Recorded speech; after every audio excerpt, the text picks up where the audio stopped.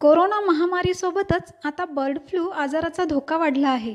यामुळे जिल्हा परिषदेचा पशुसंवर्धन विभाग हाय अलर्टवर आहे। या विभागातर्फे पशुवैद्यकीय अधिकाऱ्यांचे 18 पथके जिल्ह्यात नियुक्त करण्यात आले आहे।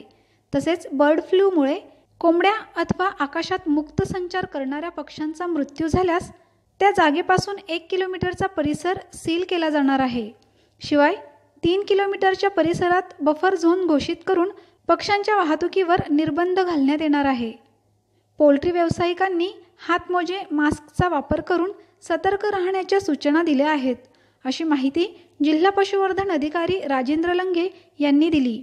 राज्यामध्ये सद्यस्थितीत कुक्कुट पक्ष्यांमध्ये बर्ड फ्लू आजाराचा प्रादुर्भाव झाल्याचे शासनातर्फे जाहीर करण्यात आले।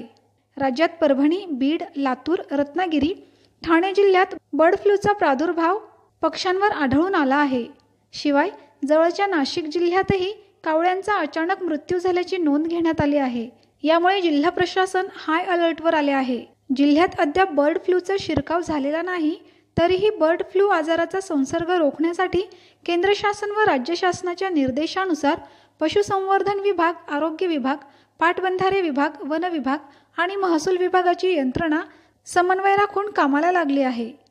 पशुसंवर्धन विभागातर्फे पशुवैद्यकीय अधिकाऱ्यांची 18 जलद प्रतिसाद पथके नियुक्त केली आहेत। शासनाने निर्देशित केलेल्या ॲक्शन प्लॅन प्रमाणे कार्यवाही करण्यात येत आहे।